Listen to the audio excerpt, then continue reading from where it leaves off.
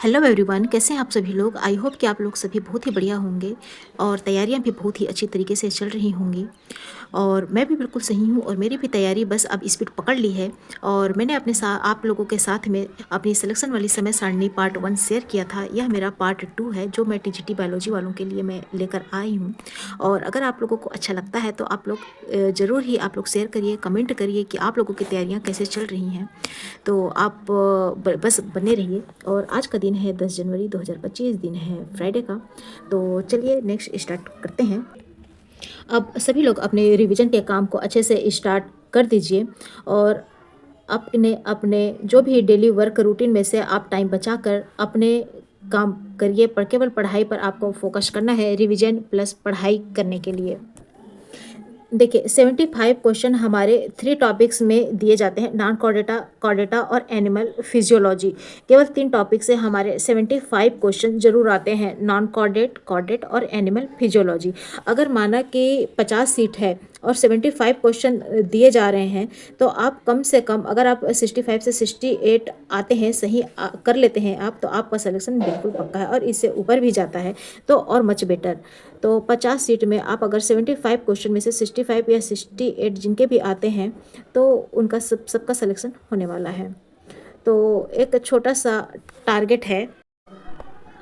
जो लोग अपना 2022 का फॉर्म नहीं भरे हैं तो उन लोग 2022 में कहीं ना कहीं जीआईसी की, एलटी ग्रेड की या फिर न्यू पीजीटी टीजीटी की वैकेंसी सुनने को मिल रही होगी।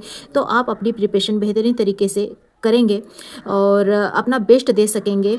और सिलेक्शन के लिए आप लोगों को बेस्ट से बेस्ट देना ज़रूरी है। अगर आप किसी एग्ज़ाम का सिलेक्शन चाहते हैं तो ये टाइम तो बहुत ज़्यादा क्रूशियल चल रहा है। तो आशा करती हूँ कि आप लोग सब अपनी तैयारी ज़रूर करेंगे।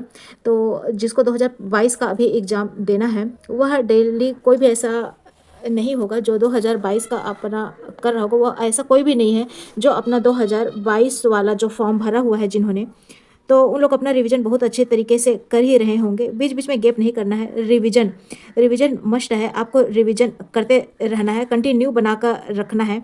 और जो हमारा जूलॉजी है और दूसरा पार्ट हमारा बॉटनी है, तो इसमें किसी भी तरीके से ये नहीं है कि इसमें आपको मैथ पढ़ना है, रीजनिंग पढ़ना है, जीके पढ़ना है, जीएस, ऐसा करंट अफेयर कुछ भी नहीं है इसमें, ना ही लैंग्वेज। जैसे केवल आपको जूलॉजी और बॉटनी जो आपका मेन सब्जेक्ट है, केवल इसी में ही आपको अपनी कमांड बना कर चलना है। और इसमें आपको इतना अच्छे तरीके से अपने जो सब्जेक्ट है उसको आप अगर पढ़ाई कर रहे हैं तो उसका जो आपको टाइम टेबल है, जो सिलेक्शन वाली टाइम टेबल है, वो आपको कैसे करना है कि आप जितने लोग 2022 में अभी एग्ज़ाम दे रहे हैं उनके लिए एक्सीलेंट प्रोसेस यह है, एक्सीलेंट प्रोसेस यह है कि उनका रिवीजन चल रहा है कि नहीं। रिवीजन में कम से कम 3 घंटे जूलॉजी और 3 घंटे बॉटनी का रिवीजन चल रहा है कि नहीं। अगर 3 घंटे का रिवीजन चल रहा है तो आप मार्केट में फाइट में हैं। अगर अगर जो लोग जिस दिन 4 घंटे कर दे रहे हैं, 4 घंटे कर रहे हैं, वो समझ जाइए कि मार्केट पे टॉप पर चल रहे हैं, वह टॉप में चल रहे हैं। ये रिवीजन का कार्य होते रहना चाहिए। ये पहली बात। दूसरी situation, systematic systematic systematic test series आप सॉल्व कर रहे हैं कि नहीं। टेस्ट सीरीज जो आप टॉपिक वाइज कर रहे हैं कि नहीं। अगर आप टेस्ट सीरीज कर रहे हैं या फिर जो भी आप लोगों के पास जो सॉल्व प्रैक्टिस सेट है वह आप कर रहे हैं कि नहीं। और अगर आप कईयों बार टेस्ट सीरीज सॉल्व करते हो, एक बार नहीं कई बार, 4 बार 5 बार अगर आप टेस्ट सीरीज कर रहे हैं तो आप 4 महीने तक अगर ऐसे आप करते रहें रिवीजन और आप जो सिस्टमेटिक पढ़ रहे कर रहे हैं तो आप लोगों का रिवीजन अच्छे से चल रहा है। तो इसका मतलब आप समझिए कि आपका मेरिट 105 जाएगी, 110 जाएगी। इसके बारे में सोचना आप बंद कर दें। जैसे आप कभी कभी सोचते हैं ना कि आपके अंदर चलता है कि एक तरीके से कि लहर चलती रहती है कि मेरिट कहीं 110 तो नहीं जाएगी। कौन है आखिर मार्केट में जो 4 घंटे जूलॉजी का रिवीजन कर रहा है, 4 घंटे बॉटनी का रिवीजन कर रहा है और रोज़ डेली एक श्योर टेस्ट सॉल्व कर रहा है। हम में से भी कितने हैं जो ये सब कर रहे हैं? पूरी ईमानदारी के साथ आप बताइए कि क्या आप लोग ये चीज़ें कर रहे हैं? सवेरे हमारी 7 बजे होती है और शाम के 6:30 बजे तक आपके इस तरीके से चीज़ें कर रहे हैं? क्या आप 4 घंटे रिवीजन और टेस्ट सीरीज़ कर रहे हैं? तो आप में से कितने लोग हैं ऐसे? कितने लोग हैं जो इस तरीके से आप कर रहे हैं? जो ईमानदारी से आप बताइएगा कि ऐसे हैं कोई? अगर इस तरीके से करते हैं ना, तो हमारा रिवीजन एक अव्वल दर्जे का चयन की ओर बढ़ता हुआ हमारी कमांड रहेगा। कोई है जो ऐसे आप अपने टाइम को यूटिलाइज़ कर रहे हो, अपने आप को फ़ोकस कर रहे हो?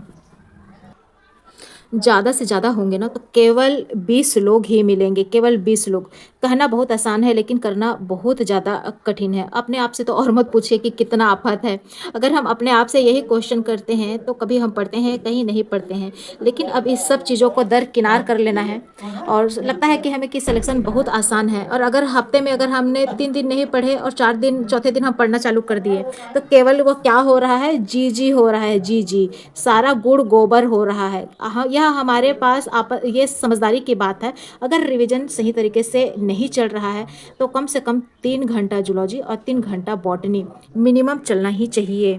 साथ में एक श्योर टेस्ट सीरीज़, इतना ज़रूर ही चलना चाहिए। अगर नहीं चल रहा है तो सच में हम अपने साथ अच्छा नहीं कर रहे हैं, हम अपना जी कर रहे हैं।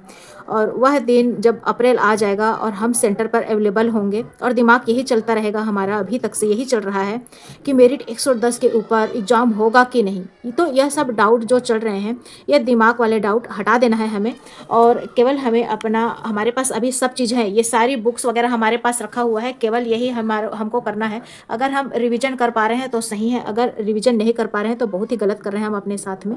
और डेली आई होप कि आप सभी मेरी बातों को समझे होंगे। तो आप जुड़िए, कोई भी कोचिंग आपको लेना है तो लेकर ख़त्म करिए। कोई भी आपको यूट्यूब में भी इतने सारे टीचर्स हैं, आप फॉलो करिए, केवल एक को ही फॉलो करिए और आप अपना जी ना करिए, गुड़ गोबर ना करिए और अभी पढ़ाई में लग जाइए एग्ज़ाम हॉल में पहुंचने से पहले। तो आज मेरा ये सिलेक्शन वाली मेरी समय सारणी थी पार्ट 2 का। पार्ट 1 भी आप ज़रूर जाकर देखिएगा और अच्छा लगे तो आप लाइक, सब्सक्राइब और शेयर ज़रूर करिए। और आई होप कि ये चीज़ें आपको ज़रूर समझ में आई होंगी। तो आशा करती हूँ कि आप अपना तैयारियाँ बहुत अच्छे तरीके से किए होंगे। और आज ये मेरा पार्ट 2 था। तो पार्ट 2 में यह मेरा एक समय सारणी, जो सिलेक्शन वाली समय सारणी है, मैंने बनाने का अपने से प्रयास किया है। मैं भी इसी चीज़ को फॉलो करूँगी और आई होप कि आप लोग भी ज़रूर करेंगे रिवीजन। और दूसरा है सिस्टमेटिक वे से एक टेस्ट सीरीज़ दिन में ज़रूर सॉल्व करिए। तो then okay, bye bye, take care. अपना तैयारी, रिवीजन, अपना सिस्टमेटिक प्रोसेस ज़रूर करिए, अपने समय को यूटिलाइज़ करिए। धन्यवाद।